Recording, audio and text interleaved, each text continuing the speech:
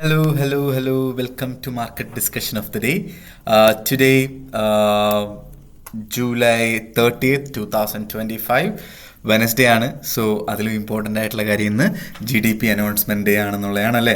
So basically നമ്മളുടെ നേരത്തെ നമ്മൾ പറഞ്ഞിട്ടുണ്ടായിരുന്നു, എന്താ പറയുക, നമ്മൾ കഴിഞ്ഞ വീഡിയോയിൽ തന്നെ നമ്മൾ പറഞ്ഞിട്ടുണ്ടായിരുന്നു, ഇന്ന് ദിവസം വളരെ ഇമ്പോർട്ടൻ്റ് ആയിട്ട് മാറി നിൽക്കേണ്ട ഒരു ദിവസമാണ്. കാരണം ഇന്ന് US നിന്ന് GDP അനൗൺസ്മെൻറ്റ് വരുന്ന ഒരു ദിവസമാണ്. അതുമാത്രമല്ല, US നിന്ന് ഫെഡ് ഇൻട്രസ്റ്റ് റേറ്റ്, ഈ രണ്ട് വളരെ ഇമ്പോർട്ടൻ്റ് ആയിട്ടുള്ള ന്യൂസ് വരുന്നത് കൊണ്ടിട്ട് തന്നെ നമ്മൾ മാറി നിൽക്കുന്നതായിരിക്കും ഏറ്റവും സുരക്ഷിതമായിട്ടുള്ള ഒരു ഡിസിഷൻ നമുക്ക് എടുക്കാൻ പറ്റുന്നത് എന്നുള്ള കാര്യം ഞാൻ പറഞ്ഞിട്ടുണ്ടായിരുന്നു അല്ലേ. സോ നമുക്ക് ഫസ്റ്റ് ഓഫ് ഓൾ നമ്മളുടെ ഇന്നത്തെ എത്ര മണിക്കാണ് നമ്മളുടെ ന്യൂസ് വരുന്നത് എന്നുള്ള കാര്യം നോക്കാം. അതിന് മുന്നേ ആയിട്ട് നമ്മളുടെ ഫ്രീ ആയിട്ട് പഠിപ്പിക്കുന്ന ഫോറക്സ് ട്രേഡിംഗ് ബാച്ച് അടുത്ത ചൊവ്വാഴ്ച വീണ്ടും സ്റ്റാർട്ട് ചെയ്യുന്നുണ്ടായിരുന്നു. ഇന്നലെ സ്റ്റാർട്ട് ചെയ്തിട്ടുണ്ടായിരുന്നു, മലയാളത്തിലും ഇംഗ്ലീഷിലും സ്റ്റാർട്ട് ചെയ്തിട്ടുണ്ടായിരുന്നു. രാത്രി 7:30 മണിക്കും 10:30 മണിക്കുമായിട്ട് രണ്ട് മലയാളം ബാച്ചും 9 മണിക്ക് ഒരു ഇംഗ്ലീഷ് ബാച്ചുമാണ് സ്റ്റാർട്ട് ചെയ്തത്. ഇന്ത്യൻ ടൈമിങ്ങിലെ കാര്യമാണ് ഞാൻ പറയുന്നത് കേട്ടോ. ഓക്കെ, സോ സ്റ്റാർട്ട് ചെയ്തിട്ടുണ്ടായിരുന്നു. 4 ദിവസത്തെ ക്രാഷ് കോഴ്സാണ്, എല്ലാ ചൊവ്വാഴ്ചയും സ്റ്റാർട്ട് ചെയ്യുന്നുണ്ട്. നിങ്ങൾക്ക് ഫോറക്സ് ട്രേഡിംഗ് ഫ്രീ ആയിട്ട് പഠിക്കണം എന്നുണ്ടെങ്കിൽ ഉറപ്പായിട്ടും എൻ്റെ ഡിസ്ക്രിപ്ഷനിൽ നമ്പർ ഉണ്ടാവും. എനിക്ക് മെസ്സേജ് അയച്ചു കഴിഞ്ഞാൽ ബാക്കി കാര്യങ്ങൾ ഞാൻ കോർഡിനേറ്റ് ചെയ്യുന്നതായിരിക്കും എന്ന് വീണ്ടും എടുത്ത് ഓർമ്മിപ്പിച്ചു പോവുകയാണ്. Okay, so coming to market discussion, coming to fundamental side, നമുക്ക് ഇന്നത്തെ ന്യൂസുകൾ ഫണ്ടമെൻ്റലി എന്തൊക്കെ ന്യൂസ് ഉണ്ടെന്നുള്ള കാര്യം നമ്മൾ നോക്കിക്കഴിഞ്ഞാൽ ഇന്ന് ഓൾറെഡി യൂറോ സോണിൽ നിന്നുള്ള GDP അനൗൺസ്മെൻറ്റ് വന്നിട്ടുണ്ടായിരുന്നു. ഓക്കെ, യൂറോ സോണിനും നെഗറ്റീവായിട്ടായിരുന്നു ആ ഒരു ന്യൂസ് വന്നത്, ആക്ച്വൽ ന്യൂസ് വന്നിട്ടുണ്ടായിരുന്നത്. അതേപോലെ തന്നെ ഇന്ന് ഉച്ചയ്ക്ക് എന്താ പറയുക, സോ ഇനിയുള്ള അടുത്ത ന്യൂസ്, ഏറ്റവും അടുത്ത ഇമ്പോർട്ടൻറ്റ് എന്താ പറയുക, ADP non farm employment change ഉണ്ട്. അതേപോലെ തന്നെ GDP അനൗൺസ്മെൻറ്റ്, US എന്നുള്ള GDP അനൗൺസ്മെൻറ്റും വരാനുണ്ട്. ഓക്കെ, അത് കഴിഞ്ഞാൽ ക്രൂഡ് ഓയിൽ സ്റ്റോക്ക് ചേഞ്ച് ഉണ്ട്. അവസാനം രാത്രി 7 മണി UK ടൈമിങ് 7 മണിക്ക് ഫെഡ് ഇൻട്രസ്റ്റ് റേറ്റും അതിന് ശേഷമുള്ള FOMC പ്രസ് കോൺഫറൻസും ഉണ്ട്. ഓക്കെ, സോ ഫെഡ് ഇൻട്രസ്റ്റ് റേറ്റിനെക്കാട്ടിലും ഇമ്പോർട്ടൻ്റ് ആണ് FOMC കോൺഫറൻസ്. ഇപ്പോൾ ഫെഡ് ഇൻട്രസ്റ്റ് റേറ്റ് ഇപ്പോൾ ചേഞ്ച് ഒന്നും ആക്കില്ല. ഇപ്പോൾ 4.50, ഇപ്പോൾ കുറേ കാലമായിട്ട് 4.50 ആണല്ലേ, അത് നിങ്ങൾക്ക് എല്ലാവർക്കും അറിയാം. പക്ഷേ അത് കഴിഞ്ഞിട്ടുള്ള പ്രസ് കോൺഫറൻസിൽ പുള്ളിക്കാരൻ ആദ്യമേ ഒരു സ്പീച്ച് ഉണ്ടാവും. ആരാണ്? പവലിൻ്റെ ഒരു സ്പീച്ച് ഉണ്ടാവും, ഫെഡ് ചെയർ പവലിൻ്റെ ഒരു സ്പീച്ച് ഉണ്ടാവും.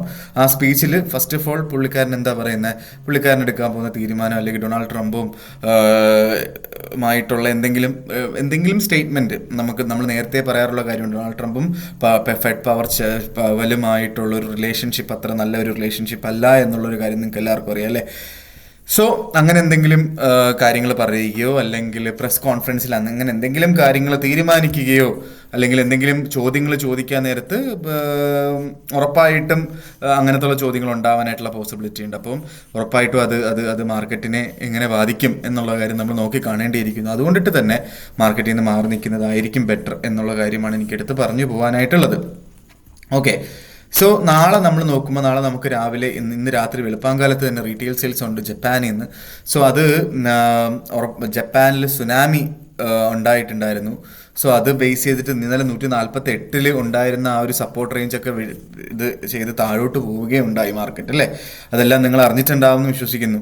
ഓക്കെ, അതേപോലെ തന്നെ നമുക്ക് bank of Japan interest rate decision നാളെ 3:30 മണിക്ക് ഉണ്ടാവും. Bank of Japan press conference ഉണ്ട്.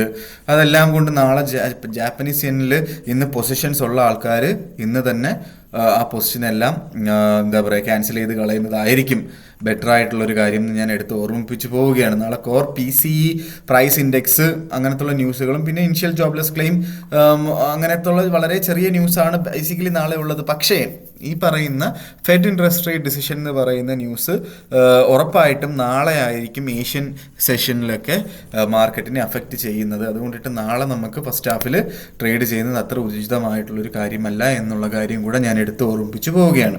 ഓക്കെ, സോ നമ്മൾ നേരെ നമ്മളുടെ ഗോൾഡിലോട്ട്, നമ്മളുടെ JPYയിലോട്ട് വരുമ്പോൾ 148 എന്ന് പറയുന്ന റേഞ്ചിൽ ഇപ്പോൾ JPY നിൽക്കുന്നു. ഓക്കെ, 148 മുകളിലും താഴെയായിട്ടൊക്കെ എങ്ങോട്ട് പോകണം എന്നറിയാത്ത രീതിയിൽ നിൽക്കുകയാണ് അല്ലേ. അപ്പോൾ എനിക്കിപ്പോൾ പ്രത്യേകിച്ച് ഒന്നും പറയാനില്ല. ഇന്നത്തെ ദിവസം എനിക്ക് ഒരു കമൻസും ഇല്ല പറയാനായിട്ട് ഒന്നിനകത്തും ട്രേഡ് ചെയ്യേണ്ടെന്നുള്ളതാണ് എൻ്റെ ഒരു പേഴ്സണലി ഉള്ളൊരു എൻ്റെ അടുത്ത് ചോദിച്ചു കഴിഞ്ഞാൽ ഞാനതായിരിക്കും പറയുന്നത്. കാരണം നമുക്കതിനുള്ളൊരു എന്താ പറയുക, വെയിറ്റ് ചെയ്യുന്നത് തന്നെയാണ് ബെറ്റർ. മാർക്കറ്റ് എവിടോട്ടെങ്കിലുമൊക്കെ പോട്ടെ, എന്നിട്ട് നമുക്ക് അവിടുന്ന് തിങ്കളാഴ്ച പിടിക്കുന്നതല്ലേ നല്ലത്. കാരണം നാളെ നമുക്ക് ഉറപ്പായിട്ടും ഇന്നത്തെ ഫെഡ് ഇൻട്രസ്റ്റ് റേറ്റിൻ്റെ ഇമ്പാക്റ്റ് മാർക്കറ്റിലുണ്ടാവും. മറ്റന്നാൾ നമുക്ക് നോൺ ഫാം പേറോൾ ഉണ്ട്. അപ്പോൾ എന്തിനാണ് ഇങ്ങനെ ഇത്രയും എന്താ പറയുക, ഇത്രയും കടുകട്ടിയായിട്ടുള്ള ദിവസങ്ങളിൽ നമ്മൾ ട്രേഡ് എടുക്കണം എന്ന് നിർബന്ധം പിടിക്കുന്നത്? നമുക്ക് മാർക്കറ്റ് ഇവിടെ തന്നെ ഉണ്ടാവും, എവിടെ ഓടിപ്പോകുന്നില്ല. നമുക്ക് നല്ല ശാന്തമായിട്ടുള്ള ദിവസങ്ങളിൽ ട്രേഡ് ചെയ്യാം എന്നുള്ളൊരു തീരുമാനം എടുത്തു കഴിഞ്ഞാൽ തീരാവുന്ന പ്രശ്നങ്ങളേ ഉള്ളൂ നമുക്കല്ല, അല്ലേ? അപ്പോൾ എനിക്ക് പറയാനായിട്ടുള്ള കാര്യം, ഇന്നത്തെ ദിവസം പ്രത്യേകിച്ച് ഒന്നും ചെയ്യണ്ട. വേണമെങ്കിൽ നാളെയും JPYയിൽ ഇപ്പം രാവിലെ തന്നെ ഇൻട്രസ്റ്റ് റേറ്റ് ഡിസിഷനും അങ്ങനെയൊക്കെ കുറേ കാര്യങ്ങളുണ്ടായതുകൊണ്ട് JPYയിൽ എനിക്ക് ഒരു നോ കമൻസ്. ഇന്നും നാളെയും മറ്റന്നാളും എനിക്ക് നോ കമൻസ് ഇൻ JPY. തൽക്കാലത്തേക്ക് JPYയിൽ ട്രേഡ് ചെയ്യാതിരിക്കുക എന്നുള്ളതാണ് എനിക്ക് പറയാനായിട്ടുള്ളത്. നേരെ യൂറോയിലോട്ട് വരുമ്പം 1.155 എന്ന് പറയുന്ന റേഞ്ച് നേരത്തെ നമുക്കറിയാം.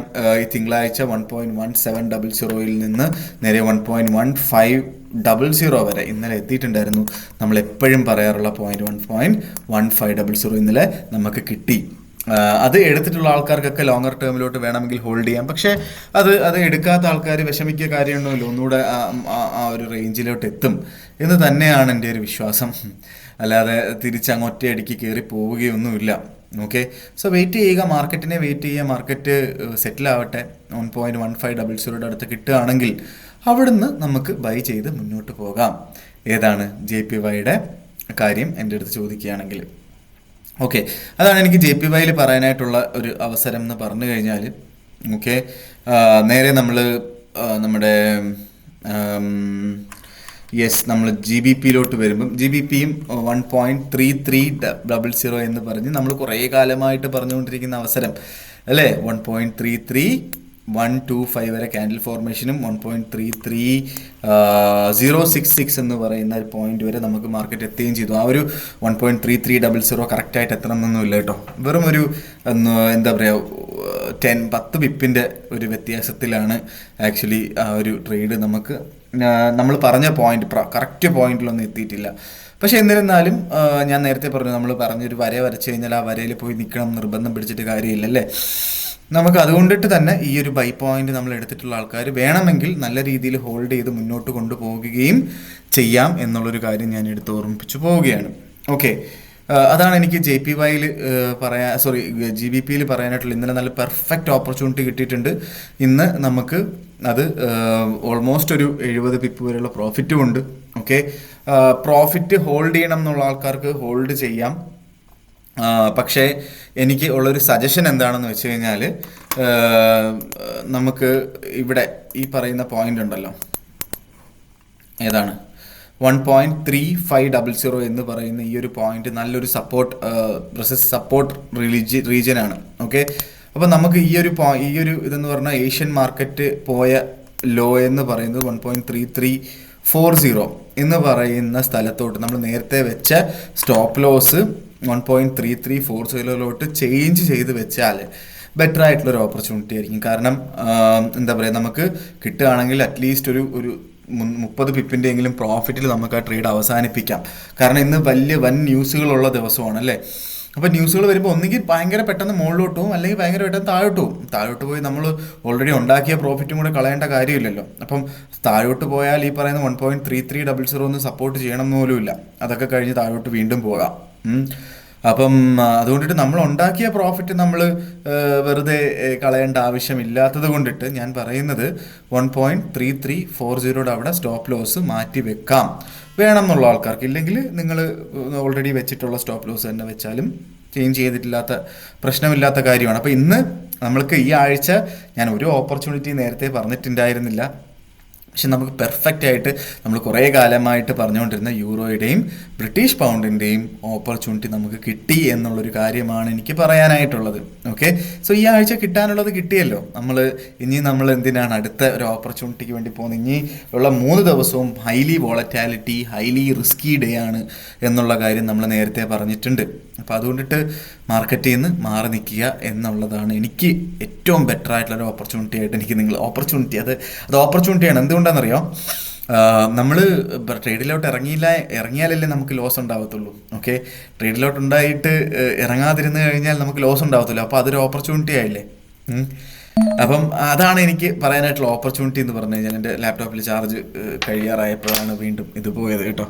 സോ ബേസിക്കലി നമുക്ക് ഗോൾഡിലെയും കൂടെ കാര്യം പറഞ്ഞിട്ട് നമുക്ക് നിർത്താം. ഗോൾഡിൽ എനിക്കൊന്നും പറയാനില്ല കേട്ടോ. ഗോൾഡിൽ ആക്ച്വലി ഒന്നും തന്നെ എനിക്ക് ഓപ്പർച്യൂണിറ്റി പറയാനായിട്ട് ഒന്നും തന്നെ ഇല്ല. ഗോൾഡിൻ്റെ ചാർട്ട് എടുക്കുകയാണെങ്കിൽ 3329 എന്ന് പറയുന്ന റേഞ്ചിൽ നിൽക്കുന്നു. ഈ ബ്ലാക്ക് സ്ക്രീനിൽ നിങ്ങളൊന്നും നോക്കണ്ട കേട്ടോ. അത് ഞാൻ എൻ്റെ ബാക്ക്ഗ്രൗണ്ട് വൈറ്റ് ആയതുകൊണ്ട് ഞാൻ വേണ്ടാത്ത സാധനങ്ങളൊക്കെ ഞാൻ ബ്ലാക്ക് കളറിലാണ് കൊടുത്തിട്ടുള്ളത്. അപ്പം അത് ഈ പറയുന്ന ചാർജ് തീരുന്ന സമയത്ത് ഈ ബ്ലാക്ക് സ്ക്രീൻ ആയിട്ട് വരും, അതുകൊണ്ടിട്ടാണ്. ഓക്കെ, സോ നമുക്ക് 3329 എന്ന് പറയുന്ന റേഞ്ചിൽ ഗോൾഡ് നിൽക്കുന്നു.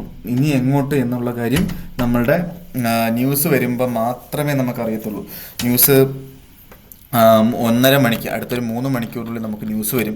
ഈ ന്യൂസ് വരുമ്പോൾ മാർക്കറ്റ് എവിടെ ആയിരിക്കും എന്നുള്ള കാര്യമാണ്. ഒന്നെങ്കിൽ താഴോട്ട് പോവാം, അല്ലെങ്കിൽ മുകളിലോട്ട് പോവാം. ഓക്കെ, താഴോട്ട് പോയാലും മുകളിലോട്ട് പോയാലും നമുക്ക് മാക്സിമം പോകാനായിട്ടുള്ളൊരു $50. താഴോട്ട് പോയാൽ 3280 എന്ന് പറയുന്ന റേഞ്ചിൽ സപ്പോർട്ട് ചെയ്യുമായിരിക്കാം. മുകളിലോട്ട് പോയാൽ 3380 എന്ന് പറയുന്ന റേഞ്ചിൽ റെസിസ്റ്റ് ചെയ്യുമായിരിക്കാം. ഓക്കെ, ഈ 2 പോസിബിലിറ്റിയാണ് നമുക്ക് മാർക്കറ്റിൽ തുറന്ന് കിടക്കുന്ന 2 ഓപ്പർച്യൂണിറ്റീസ്. GDP അനൗൺസ്മെൻറ്റോടെയോ അല്ലെങ്കിൽ ഫെഡ് ഇൻട്രസ്റ്റ് റേറ്റോ അതിൻ്റെ ശേഷമുള്ള FOMC പ്രോസ് കോൺഫറൻസോ. സോ 3380 താഴെയായിട്ടാണ് നാളെ അവസാനിക്കുന്നതെങ്കിൽ, ഓക്കെ, 3380 താഴെയായിട്ടാണ് ഇന്ന് രാത്രി അവസാനിക്കുന്നത്. നാളെ രാവിലെ 7:30 മണിക്ക് 3380 താഴെയായിട്ടാണ് എങ്കിൽ നമുക്ക് ഒരു സെല്ല് ചെയ്തുകൊണ്ട് അവിടുന്ന് സ്റ്റാർട്ട് ചെയ്യാം. ഓക്കെ, അല്ല 3360 താഴെയാണെങ്കിലും നമുക്ക് സെല്ല് ചെയ്തുകൊണ്ട് സ്റ്റാർട്ട് ചെയ്യാം. നേരെ മറിച്ച് 3280 റേഞ്ചിലോട്ട് മാർക്കറ്റ് പോയാൽ അവിടുന്ന് നമുക്ക് ബൈ ചെയ്തുകൊണ്ടും സ്റ്റാർട്ട് ചെയ്യാം. അങ്ങനെ 3380 അവിടുന്ന് ബൈ എടുക്കുന്ന ആൾക്കാർ സ്റ്റോപ്പ് ലോസ് ഇടാം 3270 താഴെയായിട്ട്. ഓക്കെ, സ്റ്റോപ്പ് ലോസ് ഇടേണ്ടി വരും. 3360 താഴെയായിട്ട് സെല്ലെടുക്കുന്ന ആൾക്കാർ 67 മുകളിലായിട്ടെങ്കിലും സ്റ്റോപ്പ് ലോസ് വെക്കേണ്ടി വരും. 80 താഴെയായിട്ട് സെല്ലെടുക്കുന്ന ആൾക്കാർ 90 മുകളിലായിട്ട് സ്റ്റോപ്പ് ലോസ് ഇടേണ്ടി വരും. 92, 93 റേഞ്ചിൽ സ്റ്റോപ്പ് ലോസ് ഇടേണ്ടി വരും എന്നുള്ള കാര്യമാണ് എനിക്ക് എടുത്ത് ഓർമ്മിപ്പിച്ച് പോകാനായിട്ടുള്ളത്. സോ ഇത്രയാണ് എനിക്ക് ഇന്നത്തെ ദിവസം മാർക്കറ്റ് ഡിസ്കഷനിലായിട്ട് പറഞ്ഞു പോകാനായിട്ടുള്ള കാര്യങ്ങൾ. ഉറപ്പായിട്ടും നമുക്ക് മാർക്കറ്റ് ഡിസ്കഷനായിട്ട് നമുക്ക് വീഡിയോ ഇഷ്ടമാവുകയാണെങ്കിൽ ഉറപ്പായിട്ടും സബ്സ്ക്രൈബ് ചെയ്യുക, ലൈക്ക് ചെയ്യുക, കൂടുതൽ ആൾക്കാരിലോട്ട് ഈ ഒരു വീഡിയോ എത്തിക്കാനായിട്ട് ശ്രമിക്കുക. ഉറപ്പായിട്ട് നമുക്ക് മാർക്കറ്റ് ഡിസ്കഷനായിട്ട് നമ്മൾ നാളെ കാണുന്നത് വരെ ഗുഡ് ബൈ.